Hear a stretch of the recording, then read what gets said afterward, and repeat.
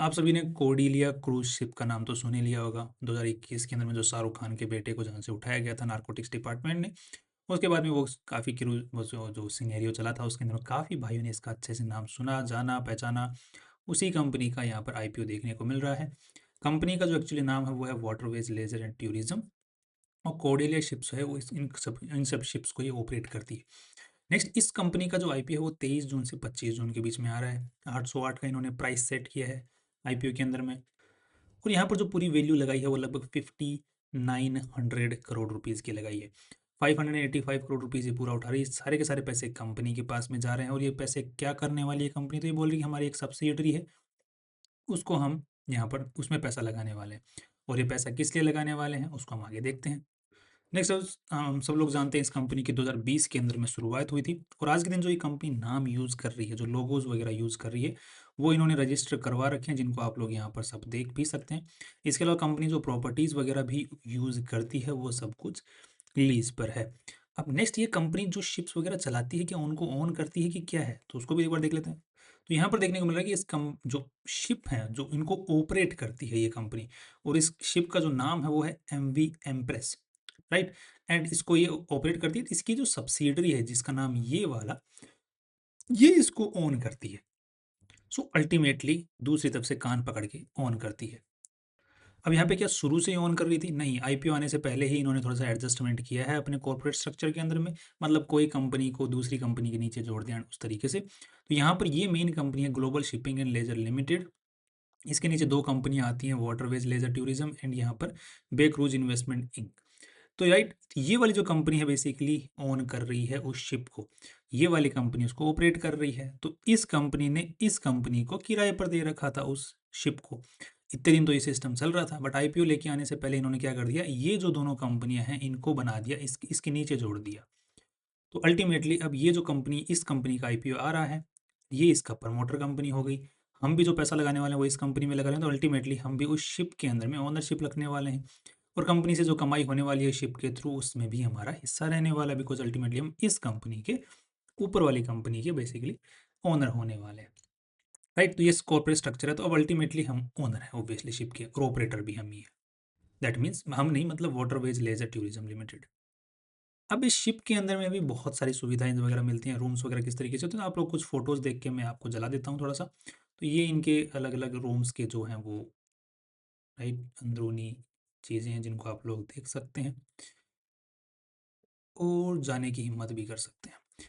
Next, यहाँ पर अब कंपनी की जो आज के दिन जो शिप कंपनी ओन करती है वो लगभग 35 ईयर्स की हो चुकी है, 1990 के अंदर में बनी थी। नेक्स्ट, ये जो शिप है ये किस रूट पे चलती है, तो इंडिया के अलग अलग जो स्टेट्स हैं वो उनके रूट्स पे चलती है, साथ में ही इंटरनेशनल रूट्स पे भी चलती है। उनके रूट्स वगैरह के आप लोग यहाँ पर नाम देख सकते हैं और यहाँ पर पिक्टोरियल में भी समझ सकते हैं।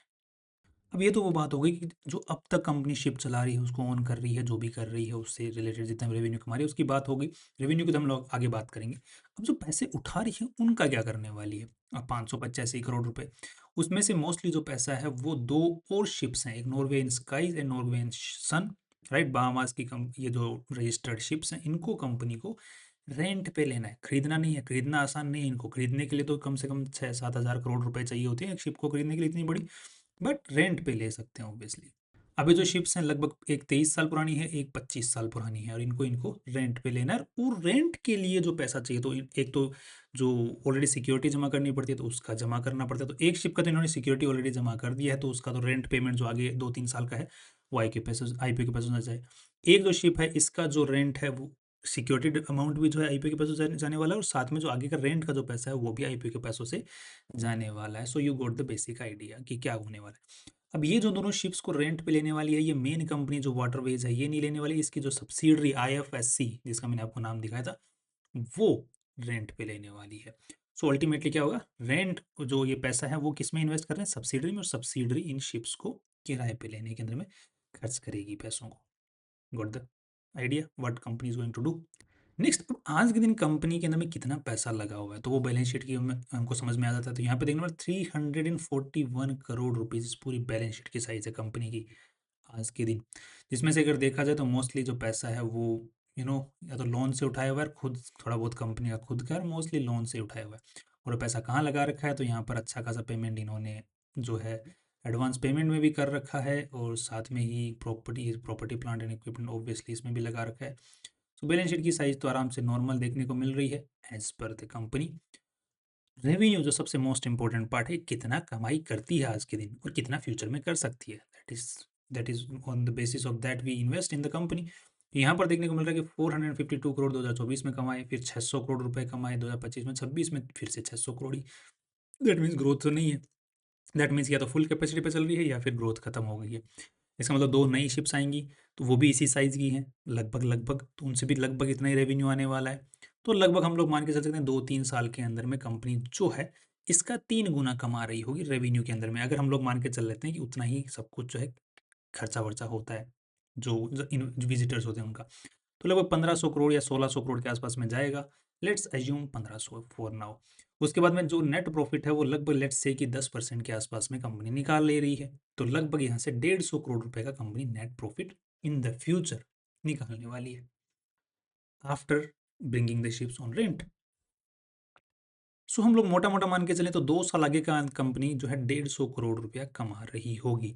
हम लोग इन्वेस्ट कितने पे कर रहे हैं आज के दिन? लगभग 6000 करोड़ रुपए। तो फॉरवर्ड पी है आफ्टर 2 इयर्स का वो लगभग देखने को मिल रहा है 40 का। और आज का जो आज का जो पी रेशियो देखने को मिल रहा है वो तो 100 से भी ऊपर जा रहा है। दैट मीन्स कि आज के दिन कमाई वाइज तो कुछ ज़्यादा इंटरेस्ट देखने को नहीं मिल रहा है। अब मैंने आपको एक चीज़ दिखाई थी, तो फिर हम पैसा दे किस बात करें? हम उस शिप के पैसे दे रहे हैं जो हम ओन ये जो कंपनी ओन करती है सब्सिडरी के द्वारा। तो आपने देखा था स्ट्रक्चर चेंज किया था, इनका जो मेन प्रमोटर है इस कंपनी का, जो मेन मालिक है उसने इस कंपनी के नीचे जोड़ दी थी जो कंपनी ओन करती है शिप को। तो अल्टीमेटली अब हम ओनिंग द शिप का पैसा देने वाले हैं, जो कि 35 साल पुरानी है। अब इस कंपनी को कंपेयर करने के लिए हमारे पास में ऑलरेडी लिस्टेड तो इस टाइप की कोई कंपनी है नहीं, और आरएचपी के अंदर मैंने होटल बिजनेस के साथ में अपने आप को कंपेयर कर रखा है, तो हम एक इंटरनेशनल कंपनी के साथ में कंपेयर करने की कोशिश यहाँ पर करते हैं, सो दैट कि इन्होंने वैल्यू ज़्यादा लगाई है कि कम लगाई उसका पता चल सके। तो यहाँ पर रॉयल कैरिबियन क्रूजेस एक इसी टाइप का काम करने वाली कंपनी है। उसका जो आज के दिन पी रेशियो देखने को मिल रहा है वो लगभग 20 के आसपास का देखने को मिल रहा है, जो कि हमको यहाँ पर देखने को मिलेगा, राइट, 19 के आसपास का। और ये कंपनी का प्रेजेंट जो पी रेशियो है वो 100 से ऊपर जा रहा है, और फॉरवर्ड पी जो हमने देखा कि उन 2 क्रूज के बाद में, तो दैट इज अराउंड 40 के आसपास का, अगर वो इसके बराबर चलती है तो, राइट, इतनी जल्दी। बट इतना जल्दी बिजनेस आता नहीं है, बट अगेन रूट्स पे डिपेंड करता है किस रूट पे चलने वाली है। नेक्स्ट, पीबी रेशियो का क्या हाल है यहाँ पर? तो यहाँ पर देखने मिला इस कंपनी का 8 का पीबी रेशियो है, जो आईपीओ लेके आ रही है उस कंपनी का 600 करोड़ रुपए तो यहाँ से उठा रही है ऑलरेडी। जो इसके पास में नेटवर्थ 80 करोड़ रुपए के आसपास की है, तो लगभग 700 करोड़ रुपए मान लो, 700 के हिसाब से देखा जाए तो 7-8 का आज के आसपास का आ गया अगेन पीबी रेशियो भी। सो इट इज़ बराबर है देखने को मिल रहा है, बट कमाई वाली जो चीज़ है वो बराबर देखने को नहीं मिल रही है। दूसरी चीज़, जो हमारा प्राइस टू सेल्स रेशियो होता है वो इस कंपनी का है 5 का, कि कंपनी की प्राइस क्या लगाई गई है और रेवेन्यू क्या निकाल रही है। ये कंपनी 6000 करोड़ रुपए के आसपास वैल्यू लगाई लेके आ रही है और 600 करोड़ का रेवेन्यू कमा रही है, तो लगभग 10 का पीबी जो प्राइस टू सेल्स रेशियो है। After the bringing the new ships on rent, उसके बाद में 1500 के आसपास का देखने को मिलेगा, तो उसके बाद में जो है इसका जो प्राइस टू सेल्स रेशियो है वो लगभग 4 के आसपास का आ जाएगा। दैट मीन्स इन्होंने ऑलरेडी वैल्यू इंटरनेशनल कंपनी के एट पार लगाई है और कमाई में स्टिल उनसे बहुत नीचे बैठी हुई है। तो सो फाइनल व्यू क्या बन रहा है देखने को? देखो, एक हवा बन जाए कॉर्डिलिया शिप के हिसाब से, तो वो बन जाए तो बन जाए, तो इस कंपनी को लिस्टिंग गेन मिलने की उम्मीदें हैं। बाकी हिसाब से अगर देखा जाए तो लॉन्ग टर्म के हिसाब से भी कुछ आज के दिन तो जूस नज़र नहीं आ रहा, क्योंकि हमने फॉरवर्ड भी निकाल के देख लिया। एंड आज के दिन जो हवा बन रही है वो भी 2.5% के आसपास में पॉजिटिव बन रही है, तो एक कॉर्डिलिया क्रूज की हवा बन के थोड़ा बहुत एक बार ऊपर की तरफ में पुश हो जाए तो देर आर चांसेस।